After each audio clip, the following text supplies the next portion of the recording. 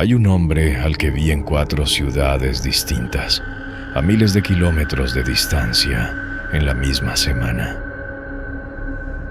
El forense me confirmó después que ese hombre llevaba 10 años muerto. Si alguna vez han manejado de noche, solos, por una carretera que no conocen bien, tal vez entiendan por qué todavía no puedo contar esto sin que se me seque la boca. Esto le pasó a un transportista que nos escribió describiéndose como Salvador, 36 años, con años manejando tráiler entre México y Estados Unidos. Nos pidió que cambiáramos los nombres. Salvador se metió al transporte de carga hace unos 8 años, después de que cerraran la fábrica donde trabajaba. Un tío suyo, que ya llevaba tiempo en la empresa, le consiguió el puesto. No era el trabajo que había imaginado para su vida, pero pagaba bien. Y con el tiempo hasta le empezó a gustar la carretera. Desde hacía 5 años le tocaba turnarse al volante con Efraín, un compañero mayor que él, con más años en la empresa. Buena gente, de los que siempre traen un chiste nuevo, de los que se acuerdan del cumpleaños de todos en la oficina. Tenían sus rutinas, como cualquier pareja que pasa tantas horas encerrada en la misma cabina. Siempre la misma estación de radio en la carretera libre. Siempre paraban en la misma fonda. La fonda de Doña Chuy, a medio camino, por unos tacos de guisado. Y siempre, sin falta, apenas empezaba el turno de noche, Efraín se dormía en el asiento de atrás antes de que pasara la primera hora. Salvador ya ni le decía nada. Se había vuelto una broma entre los dos. «Otra vez de guardia, tú solo», le decía Efraín entre risas antes de acostarse. Esa vuelta, después de dejar la carga en Chicago, manejaban de regreso hacia Zacatecas, donde entregarían un segundo cargamento antes de volver a la frontera. Cruzando la sierra, ya entrada la noche, en un tramo que los choferes de la zona conocían como la Cuesta del Diablo, una curva larga, casi siempre cubierta de neblina, donde decían que se aparecían más accidentes que en cualquier otro tramo de la carretera. Salvador vio a alguien pidiendo aventón en el acotamiento. «Efraín, ahí hay alguien», dijo, más por costumbre que esperando respuesta. Nada. Efraín roncaba, como cada noche, profundamente dormido. Salvador decidió parar solo. Por el espejo vio al hombre acercarse cojeando hacia el tráiler. Subió. Ropa rota, sucia. «Perdón que lo moleste tan tarde», dijo sin aliento. «Unos amigos me dejaron tirado aquí». «¿Y eso por qué?», preguntó Salvador, más por llenar el silencio que por curiosidad real. El hombre contó que él y 3 amigos habían ido a buscar un tesoro enterrado cerca de un pueblo de la sierra, detrás de la iglesia, que después de horas cavando encontraron una vasija, que en cuanto la sacó de la tierra con sus propias manos, sus amigos lo acusaron de querer quedársela solo, lo golpearon, y cuando voltearon a recogerla, la vasija ya no estaba. «Le echaron la culpa a usted», dijo Salvador, ya un poco metido en la historia. «Me volvieron a golpear, me vaciaron los bolsillos y me dejaron aquí tirado como perro». Salvador, incómodo, le preguntó por qué seguía buscando tesoros si tan mal le había ido. El hombre lo pensó un momento antes de contestar. «Por mi familia», dijo.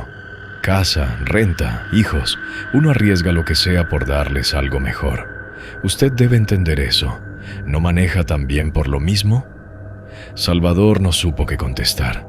En ese momento Efraín se movió en el asiento de atrás, hablando dormido.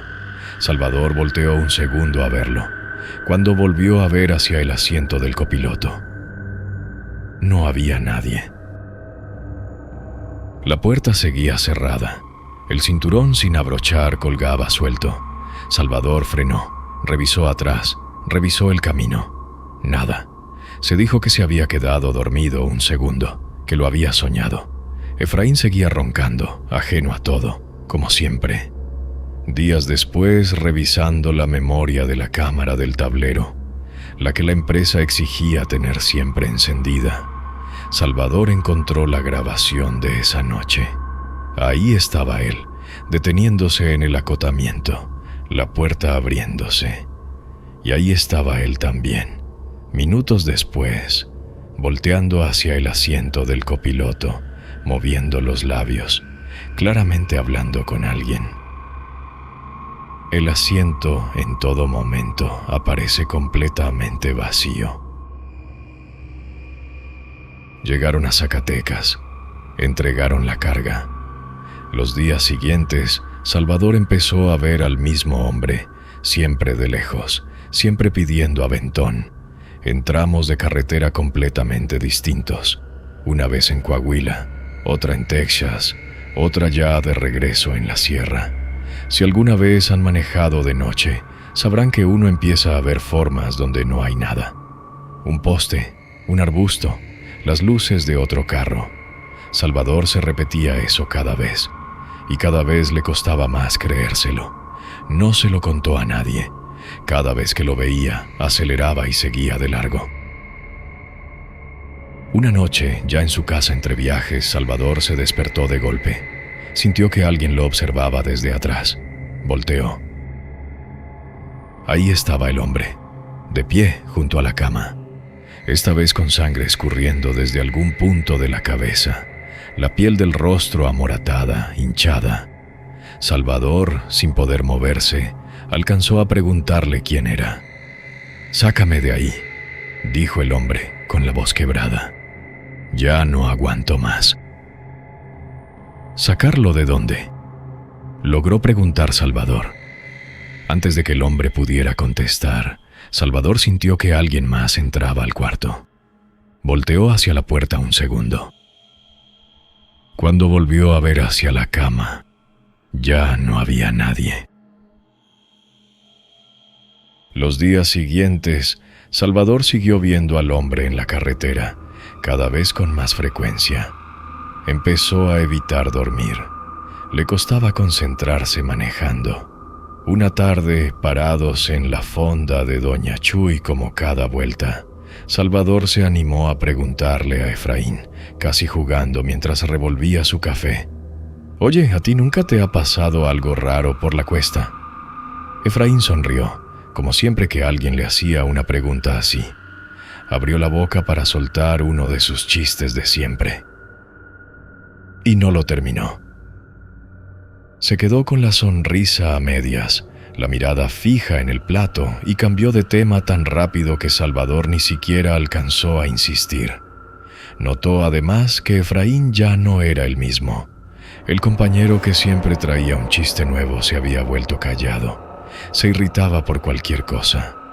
Una noche, en un hotel de paso durante un viaje, Salvador escuchó gritos viniendo del cuarto de Efraín. Tocó la puerta. Preguntó si estaba bien. Efraín contestó, ya calmado, que había sido una pesadilla. No quiso dar más detalles. Días después, manejando juntos de noche, sin ninguna razón visible, Efraín giró el volante de golpe hacia la orilla del camino, frenando en seco, casi mandándolos a un barranco. Salvador le preguntó qué había pasado. Efraín, pálido, no contestó. Se pasó al asiento de atrás y no volvió a hablar en el resto del viaje. Salvador empezó a notar algo más. Desde esa noche, Efraín ya no se dormía nunca en la Cuesta del Diablo. Se quedaba despierto, tenso, mirando el camino, aunque no dijera por qué. Salvador decidió que tenía que volver a ese tramo de la sierra, solo. Se lo mencionó a Efraín, sin pensarlo mucho, un día antes de un viaje, que iba a volver al pueblo de la Cuesta del Diablo, a la iglesia que el hombre le había descrito, a buscar respuestas. Efraín se puso pálido. Le dijo, muy serio, que no volviera por ahí, que no había ninguna necesidad. «¿Por qué no?», preguntó Salvador. Efraín no contestó. Cambió el tema y no volvió a mencionarlo en todo el día. Le pidió a otro compañero, Tomás, que lo dejara cerca del pueblo más próximo a la Cuesta del Diablo y que se llevara la carga sin él, con el pretexto de un asunto personal. Tomás aceptó, aunque extrañado. Preguntando en el pueblo, Salvador llegó hasta la iglesia que el hombre había mencionado. Detrás del templo había un terreno baldío, exactamente como se lo había descrito. Empezó a caminar por ahí, sin saber muy bien qué buscaba, sintiéndose cada vez más ridículo. Estaba a punto de irse cuando sintió una mano tomarlo del brazo. Era el hombre, ahí, de pie, tan real como cualquier persona. Lo llevó sin soltarlo hasta un punto exacto del terreno. Golpeó el suelo con el pie, señalando hacia abajo. Salvador fue a buscar una pala al depósito de la iglesia. En cuanto puso un pie adentro, la puerta de metal se cerró de golpe detrás de él, con una fuerza que ninguna corriente de aire podría haber causado. Ahí, en la oscuridad del depósito, alguien más esperaba. No alcanzaba a verle la cara, apenas una sombra, quieta, del otro lado del cuarto. Algo en la postura le hizo pensar en un sacerdote, aunque no habría sabido explicar por qué. Salvador se dejó caer de rodillas, murmurando cualquier oración que le viniera a la mente. La sombra habló, con una voz baja, seca. ¿Qué haces en la casa de Dios? Salvador, temblando, explicó que buscaba a alguien que llevaba semanas apareciéndosele, que si no lo encontraba, no iba a poder seguir viviendo así. «Persígnate», dijo la sombra, «y cava donde te indicó. Cuando termines, vete y no regreses». Salvador se persignó, salió con la pala. El hombre seguía ahí, esperando en el mismo punto exacto. Cavó durante casi una hora. La pala golpeó algo metálico primero. Una pistola vieja, oxidada, envuelta en una bolsa de plástico. La dejó a un lado sin tocarla más de lo necesario. Un poco más abajo encontró algo envuelto en una alfombra, atada de los extremos. La sacó. Cortó las cuerdas con las manos temblando. Adentro había un cuerpo, ya deteriorado por los años bajo tierra. La ropa era lo único que todavía se reconocía con claridad. La misma ropa rota y sucia que Salvador había visto tantas veces, en tantos tramos de carretera distintos. Antes de llamar a la policía, Salvador tocó la puerta de la primera casa que encontró, todavía temblando. Le preguntó a la señora que le abrió quién era el padre que atendía esa iglesia por las noches. La señora lo miró raro. Le dijo que esa iglesia no tenía padre residente desde hacía años, que el único sacerdote de la zona venía una vez al mes, de día, y que de noche nadie, absolutamente nadie, entraba ahí. Salvador llamó a la policía. Les explicó con miedo a que no le creyeran que había encontrado un cuerpo y un arma detrás de la iglesia del pueblo y por qué había ido hasta ahí. Lo llevaron a declarar. El comandante se rió al principio, pero después de escucharlo repetir la misma historia varias veces, sin ninguna contradicción, decidió tomarla en serio. Pasó una semana. Salvador volvió a la rutina de siempre. La empresa, las rutas, la fonda de Doña Chuy. Efraín volvió a ser el de antes. Los chistes, el buen humor, las bromas sobre quién se quedaba de guardia en la noche. Salvador incluso llegó a pensar que tal vez, con el cuerpo ya encontrado, con lo que fuera que había en esa tierra por fin desenterrado, todo aquello había quedado atrás, que podía volver a ser un viaje más, una carretera más, un compañero más. Estaban los dos en el patio de la empresa, cargando la próxima ruta cuando llegó una patrulla. Salvador dejó lo que estaba haciendo, se acomodó la gorra, listo para explicar otra vez lo mismo que ya había explicado 3 veces. no venían por él. Venían por Efraín. Antes de eso, el comandante le había marcado a Salvador para darle una última información. El forense calculó que el cuerpo llevaba enterrado aproximadamente 10 años.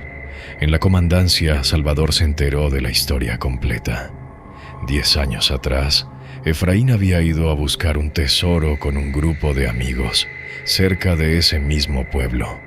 Una discusión terminó con un disparo. Efraín se había encargado de esconder el cuerpo y el arma él mismo, detrás de la iglesia. Nadie lo había sospechado en 10 años.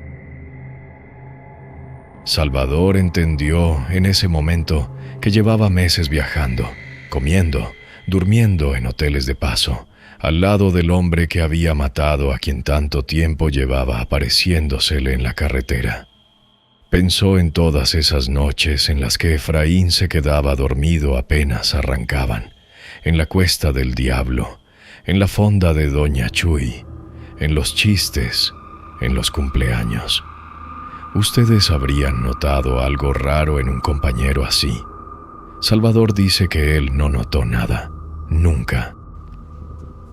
Nunca volvió a ver al hombre después de esa noche en el depósito. Pero cada vez que cruza la Cuesta del Diablo, de noche, revisa el asiento del copiloto 2 veces antes de arrancar.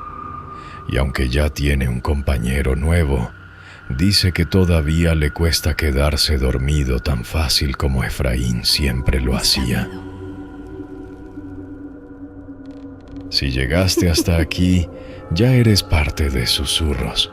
Suscríbete, activa la campanita y no apagues la luz todavía, porque la próxima historia podría ser la tuya.